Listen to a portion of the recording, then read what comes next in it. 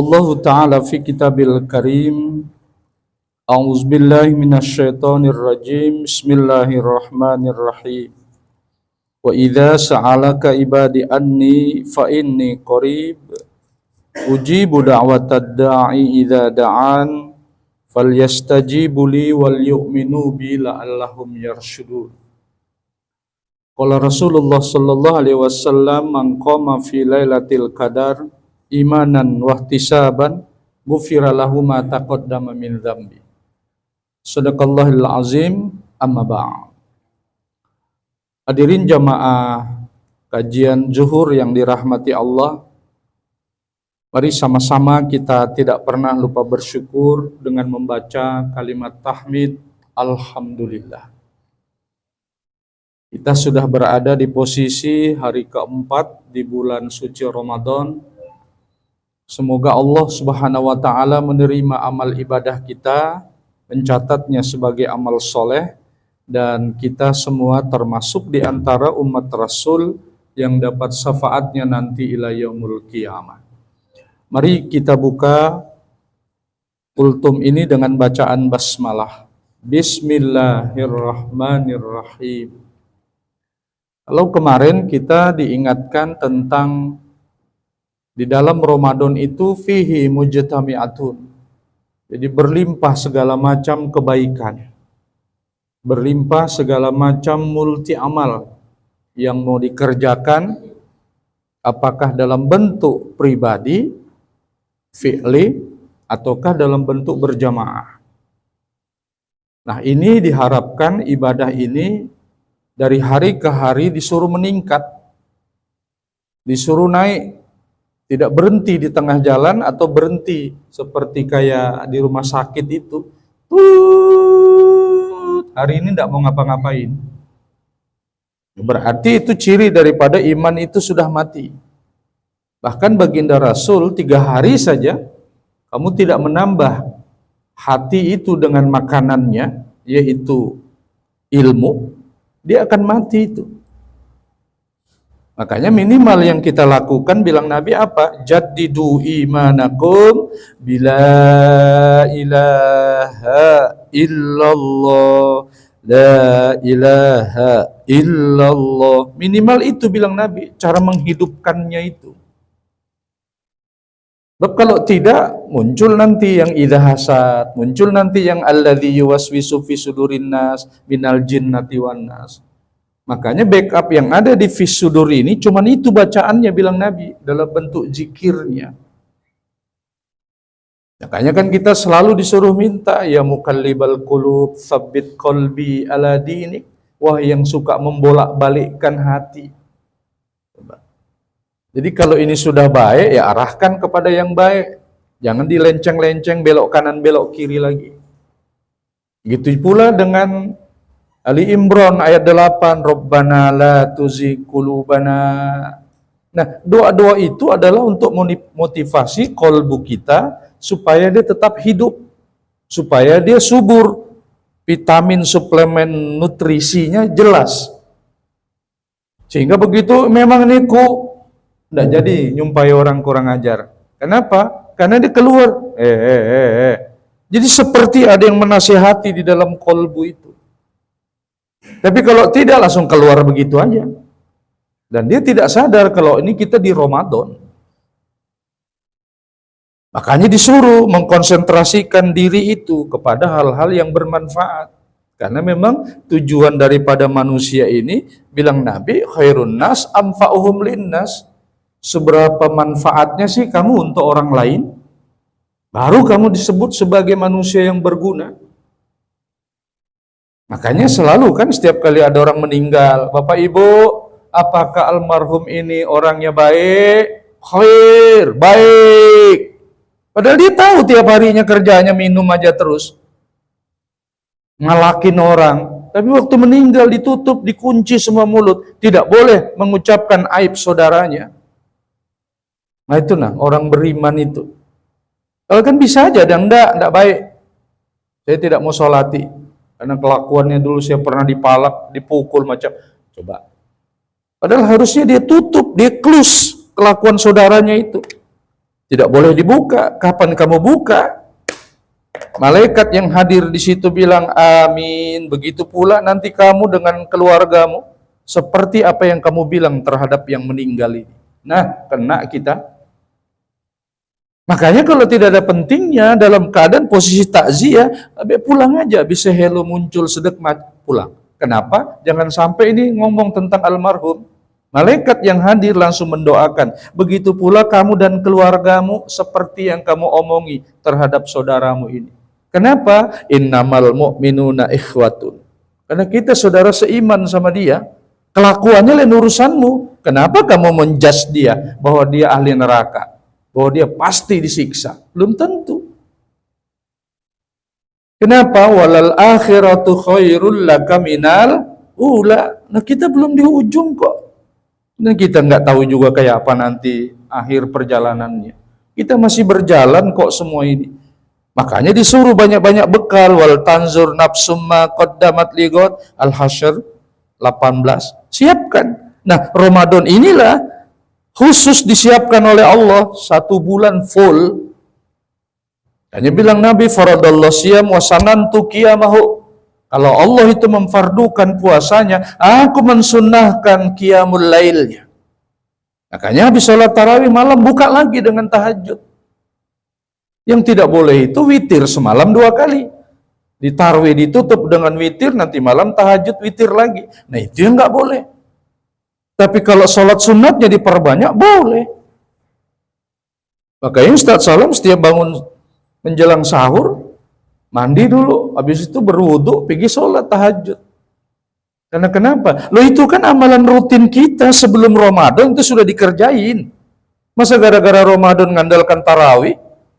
Sementara dia kedudukannya sholat qiyamul lail. Kalau tahajud kedudukannya adalah di Quran. Qiyamul lail kedudukannya adalah di sunnah. Masa yang sunnah itu kamu utamakan sementara yang ibadah rutin kamu tinggal? Nggak bisa. Jadi biar 2 rakaat tetap tahajud dikerjain. Karena sudah amal rutin. 11 bulan sebelum Ramadan itu sudah jadi amalan wajib. Apalagi subuh Jumat. Sudah wajib Ustaz Salam itu. Alhamdulillahilladzi anzala ala abdil kitaba wa lam yaj'al lahu iwaja.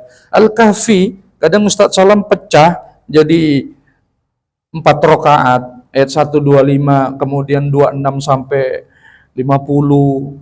Begitu dipecah. Jadi surah Al-Kahfi itu karena memang itu amalannya khusus untuk malam Jumat, hari Jumat. Kayak apa caranya ya? Ya dipakai sholat. Kan sudah sering dibaca hari Jumat. Yang belum itu ini ditegakkan. Kayak apa caranya? Ya baca di dalam sholat. Jadi Ustaz Salam sudah rutin itu. Setiap Jumat subuh itu tahajud ya pasti pakai surah Al-Kahfi. Begitu lihat lagi di hadis, Nabi sholatnya kakinya bengkak-bengkak. Kayak apa caranya ya? Jadikan 2, ayat 1 sampai 50, 51 sampai 110. Jadikan 2 rakaat. Supaya yang dibaca ayat-ayat the best, Ustaz Salam pakai rakaat ketiga. Ar-Rahman, Allamal Qur'an. Begitu selesai, rakaat keempat dipakai. Idza waqa'atil waqi'ah, laisa liwaqa'atiha kadhibah. Ustaz Salam pakai begini. Nah, Ustaz Salam kan bukan hafiz. Jadi Quran yang dikasih di Mekah itu yang dipakai. Karena sudah keseringan kan hafal, jadi ini cuma dipegang untuk ngantarain aja. Begitu lupa, lihat lagi ayatnya. Karena di Mekah begitu Ustaz Salam lihat. Ini ngapain orang ini ambil Quran?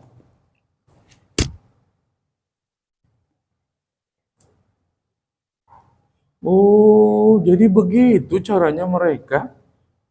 Makanya dari situ Ustaz Salam terinspirasi. Bagaimana caranya sholat lail saya itu khatam? Kalau yang dibaca-baca kan sudah sering betul khatam, tapi sholatnya kan kapan? Kalau di sholat fardu tidak mungkin. Tidak mungkin di sholat fardu. Karena kenapa? Lu kan kita mau pindah-pindah sholatnya. Beda kalau di rumah sendiri khusus, bisa khatam. Makanya kadang di masjid itu, ini ada Quran besar terbuka di situ. Jadi setiap waktu sholat dibaca. Jadi selesai Qurannya berarti hatam sudah masjid itu di sholat fardunya. Yang lalu ada di masjid sana di Projakal. Nah, coba. Makanya Ustadz Salam bagaimana caranya supaya sholat lailnya hatam. Jadi Ustadz Salam sudah pernah hatam sekali sholat lailnya. Sekarang ngulang lagi. Sudah sampai di surat Toha. Karena kenapa? Lu kan tidak mungkin kita ini bilang Sadaqallahul azim, Allah marhamni bil Quran, oh hatam sudah. Istirahat sudah, tidak baca-baca lagi. Lu ini sampai meninggal ini dibaca ini Quran. Nggak ada istilah di end. Nggak ada, dia to be continued, bersambung terus. Nah, lalu apa kaitannya dengan surah 2 tadi ayat 186? Fa idza sa'alaka ibadi anni fa inni qarib. Muhammad, kalau mereka tanya kepadamu tentang aku, kasih tahu ya, bilangi, padahi, podangi. Fa inni qarib, aku itu dekat. Seberapa dekat Allah dengan kita? Kasih tahu, anahnu aqrabu ilai min hablil warid. Inilah urat di dalam ada kulit. Bilang Allah itu jauh. Astagfirullah. Inilah mata hitam, mata putih kita. Hitam sama putih. Jadi satu mata begini. Bilang Allah masih jauh karena ada antaranya, antara hitam dan putih. Makanya dijawab di surah 57 Al-Hadid ayat 4, wa huwa ma'akum aina ma kuntum. Aku itu enggak pernah berpisah dari diri sampean. Makanya pada saat kamu berbuat maksiat, menzolimi orang, caci maki, sumpah serapah, kebun binatang, la yu'min, tercabut iman di dadamu itu, aku nggak mau sama orang yang begitu. Nggak ada, kosong kita. Makanya apabila ada orang emosi, orang marah, segera dirangkul, disuruh duduk, kasih minum air putih. Kenapa? Lagi berkobar itu nar di dalam dirinya. Cepat segera diredam. Entah ditarik, kasih minum air, cepat. Kayak kadang dipusut-pusut belakangnya. Istighfar. Jangan. Astagfirullahaladzim. Astagfirullah. Begitu, jangan bilang istighfar. Istighfar itu apa? Kasih tahu. Itu banyak orang matinya salah-salah gara-gara begitu. Nyebut pak. Yang disebut itu apa? Kasih tahu. Nanti kalau itu yang terekam, nyebut. Mati apa dia? Ayo. Yang disebut apa? Istighfar Pak. Iya, yang mana? Ini kan sudah kolaps ini. Sudah stadium 4. Sudah miring kemana-mana. Sudah nggak ada lagi. Sudah pacaran itu. Kasih tahu. Mungkin dengan kebiasaan itu. Keluar yang biasa lalu meninggal. Nah, senyum kita, senang kita. Kenapa? Udah pasti jaminan. Makanya Ramadan ini dalam rangka untuk bikin tabungan itu. Banyak-banyak kita beramal. Sehingga di dalam kita memberikan sesuatu dalam Quran apa? Sirra wa alaniyah. Mau kamu terang-terangan kasih masuk 50.000, 100.000 atau disembunyikan kah? Tidak ada persoalan bagi Allah. Kayak yang dilihat di sini pasti. Mukhlisina lahuddin. Kamu ikhlas enggak yang 100 itu? Kalau enggak ikhlas, kalau gitu lebih yang 5.000. Dan setiap apa yang kita berikan, SOP-nya astagfirullah. Innamal a'malu binniyat. Ya Allah, mama bapakku sakit, ringankan sakitnya ya Allah. Bismillahirrahmanirrahim. Begitulah caranya. Karena apa yang kamu lakukan itu namanya iyyaka na'budu. Nasta'innya mana? Itu yang kadang kita biasa baca tapi nggak ngerti aplikasi pada saat pengamalannya. Dia pikir iyyaka na'budu wa iyyaka nasta'in itu hanya dipakai di bacaan sholat-sholat. Lo enggak, waktu kamu berbacaan melakukan sebuah pekerjaan amalia apa saja. Apakah habis berzikir, apakah habis baca Quran, Sadaqallahul azim, ya Allah bantu mudahkan, beri petunjuk. Itulah. Karena ini iyyaka na'budu namanya dalam bentuk aplikasi amal. Nah ini yang dibilang tafsir amal.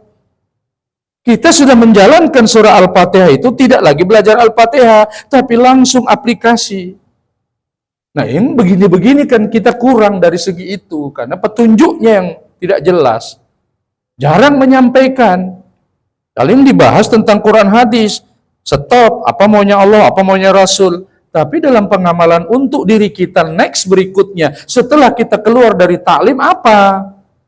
Apa cukup hanya sampai di sini? Mana bisa? Ayatnya bilang amanu wa amilus solihat.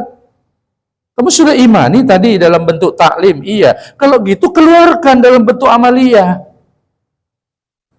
Makanya setiap kali ini mau dibaca, jangan lupa istighfar dulu 3 kali.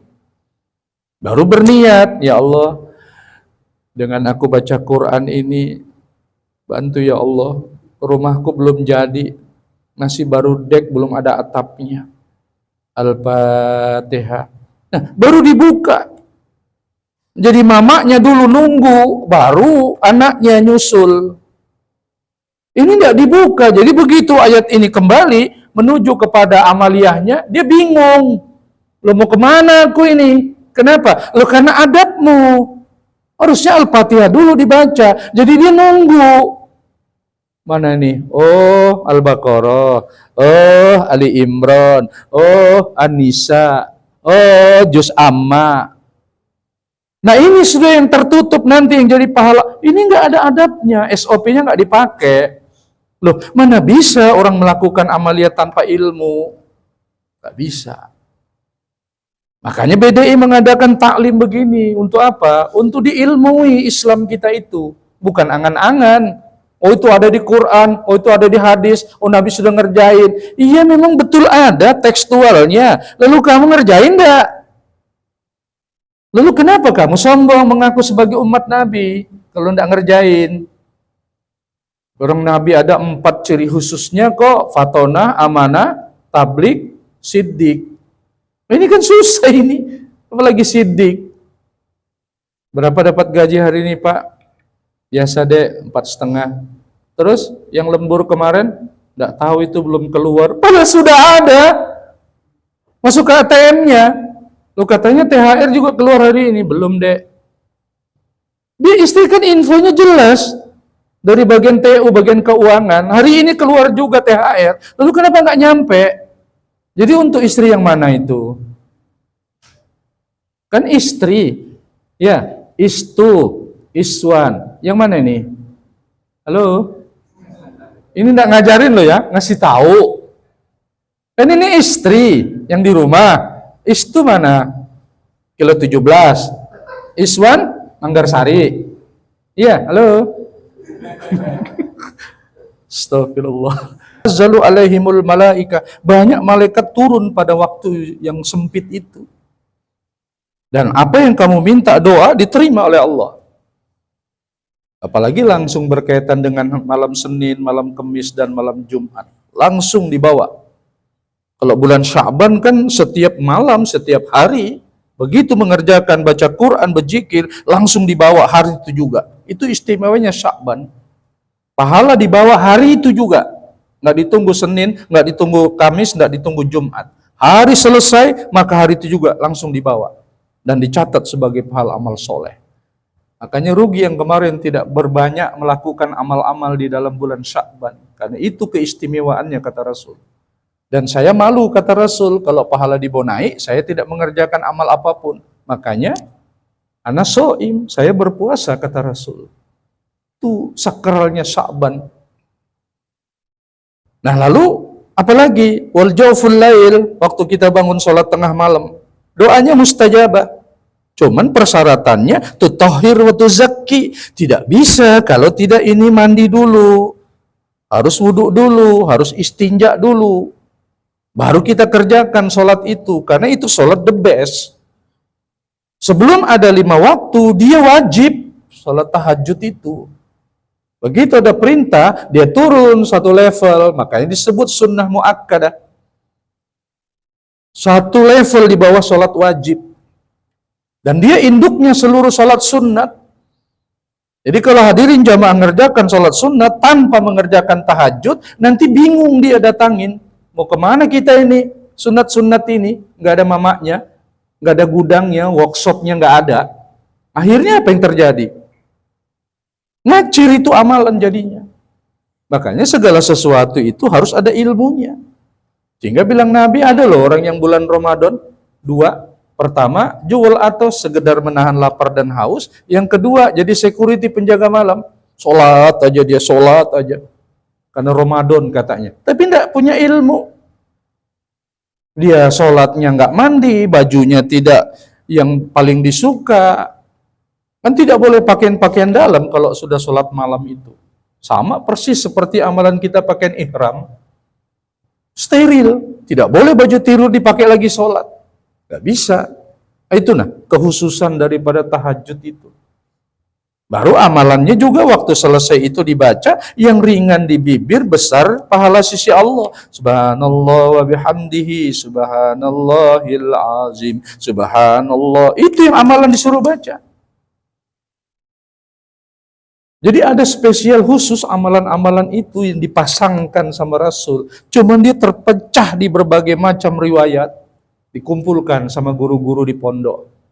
Jadilah amalan beliau. Nah, termasuk bilang Nabi antara azan dan iqamah, doanya mustajabah. Makanya selesai Allah marabbah hajid da'wati tamah, baca doa yang lain. Ya Allah, saya punya anak belum nikah. Ya Allah, saya kepingin bangun anu. Ya Allah, saya kepingin umroh sekeluarga. Ditambah doa itu. Makanya begitu azan dan qomat, bilang Nabi, ada sunnahnya. Lihat Bukhari Muslim ada dua, ada yang 10 rakaat sunnahnya Rasul, ada yang 12 rakaat. Sebelum zuhur yang 12 diambil 4, habis itu 2. Asar nggak ada sunnahnya. Nanti maghrib sesudah maghrib, isya sesudah isya, subuh sebelum. Itu sunnah Rasul. Nah kalau yang diambil 10 berarti sebelum zuhur 2, sesudah zuhur 2, jadi cuma 4. Kalau yang tadi enggak. Sebelum zuhur 4, sesudah zuhur 2, atau mau 4 juga. Itu hadis tambahan yang biasa dikerjain. Lalu kenapa ada orang ngerjain sebelum dan sesudah? Kapan? Sebelum maghrib ada yang ngerjain, sebelum isya ada yang ngerjain, sebelum asar ada yang ngerjain. Karena itu hadis yang lain. Antara azan dan iqamah ada sunnahnya. Begitu kata Rasul.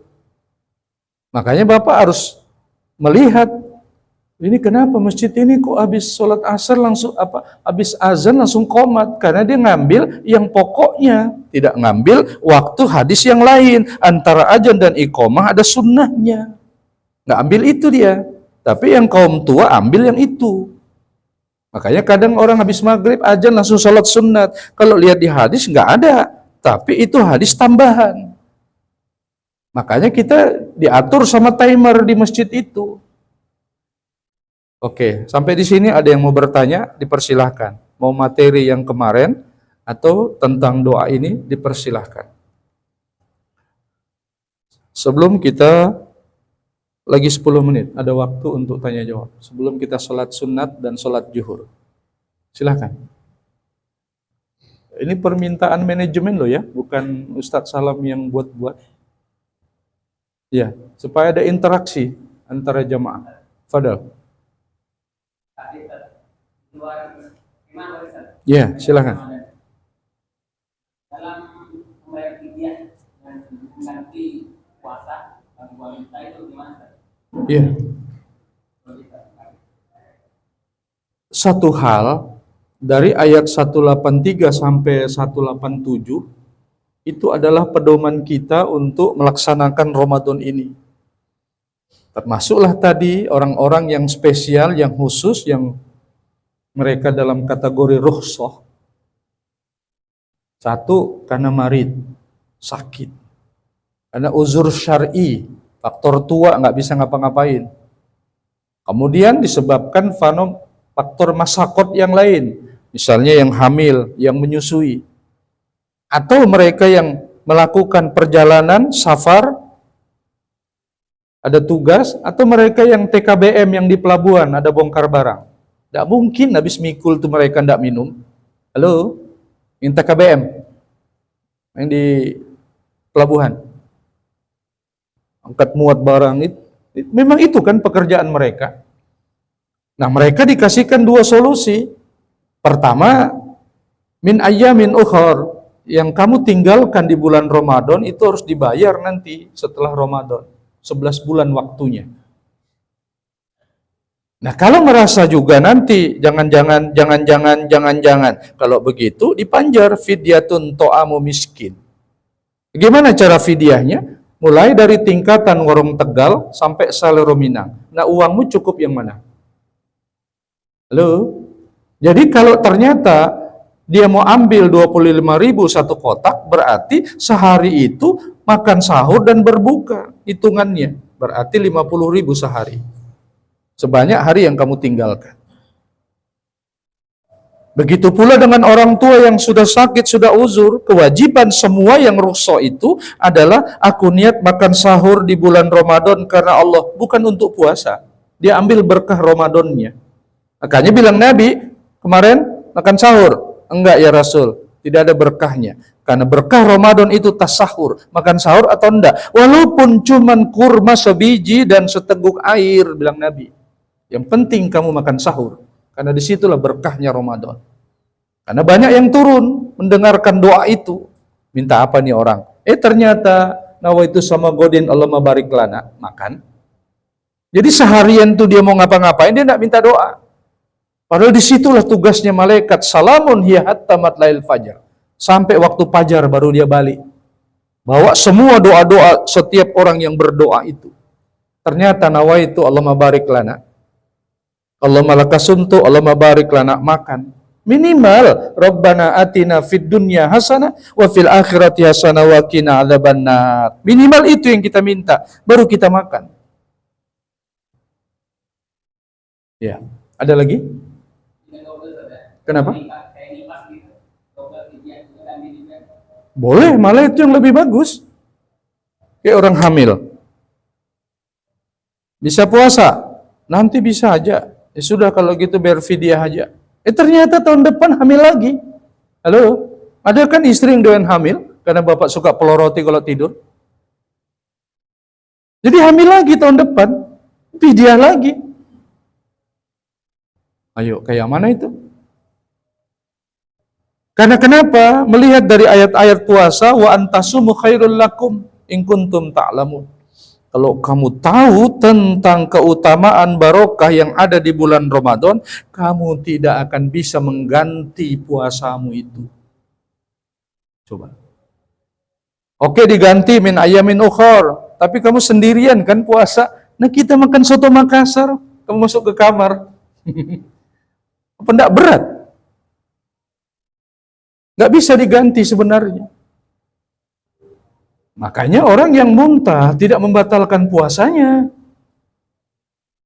Demikian pula ada yang keluar dari sini karena faktor dingin, mengangkat beban. Ada keluar madhi. Itu kan tidak membatalkan puasa. Karena faktor, ada sesuatu penyebabnya.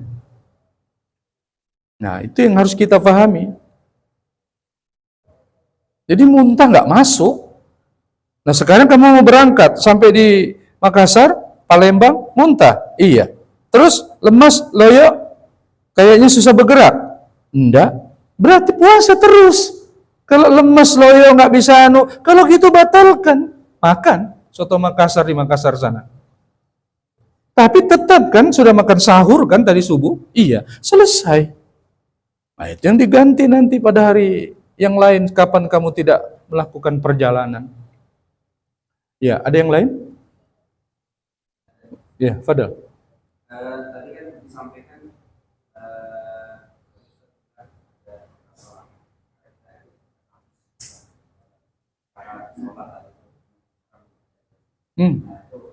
apakah caranya, langkah-langkahnya?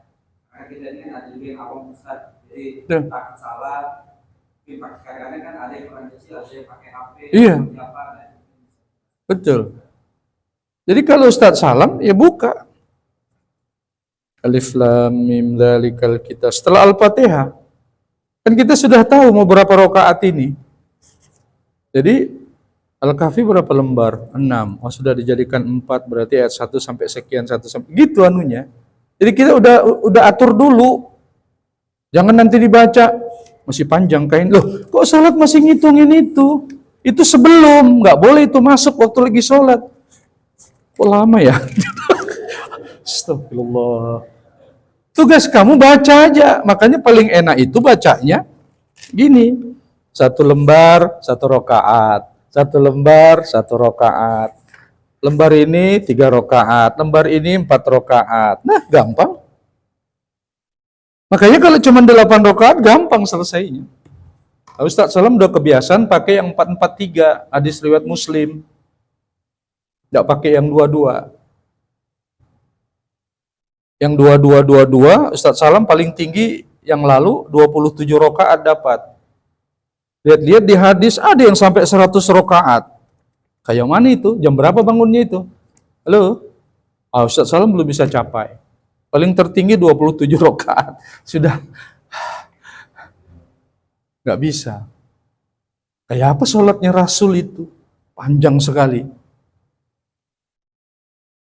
Itu sahabat mengaplikasikannya itu. Jadi Bapak kira ini Imam Haramain, yang imam bertiga di belakang itu Bapak kira enggak buka ini? Dia buka itu, padahal juga beliau itu hafiz itu. Untuk menjaga kehati-hatian. Tapi kalau kita Imam Haramain baca, kita buka, oh makhrajnya salah ini imam.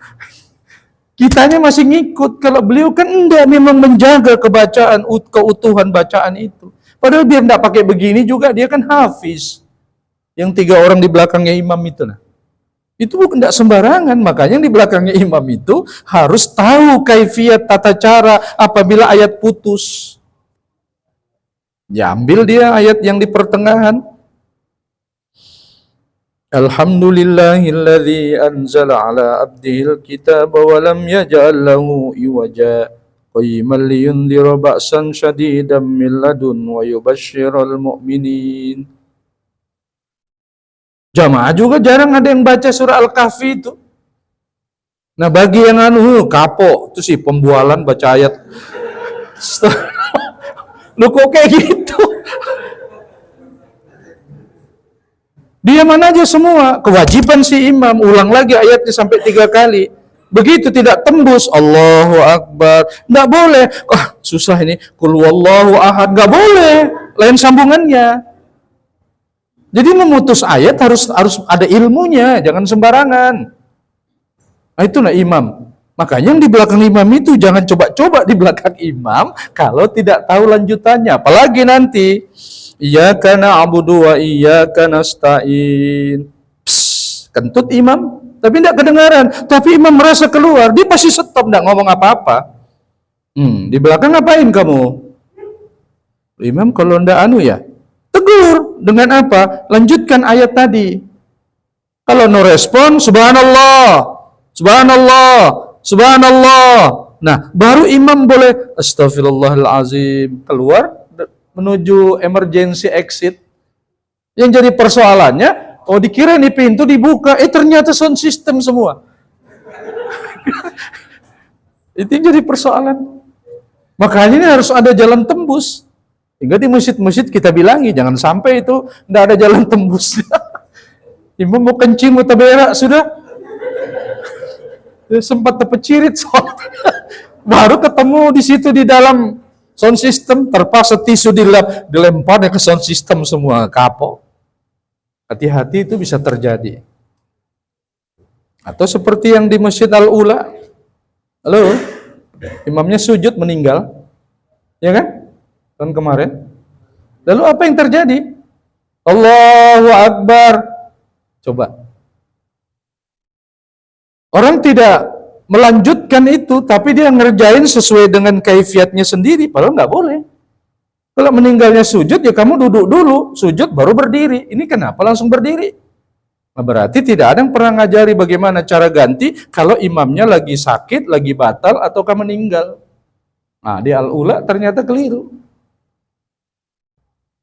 Dia meninggalnya posisi sujud. Dia bilang subhanallah, tidak bergerak, duduk, Allahu Akbar. Yang di belakangnya imam. Karena dia yang wajib jadi imam. Allahu Akbar, sujud. Allah, baru maju ke depan, mengganti. Baru yang di belakang nutup saf yang kosong. Terus begitu caranya. Atau kalau enggak merapat begini ditutup. Karena tidak boleh dibiarin kosong di belakang imam. Karena dia sudah maju. Dan enggak perlu lagi, wa usolli fardhu. Enggak perlu, otomatis kamu maju, itu imam sudah namanya. Nggak ada lagi niat-niat di situ.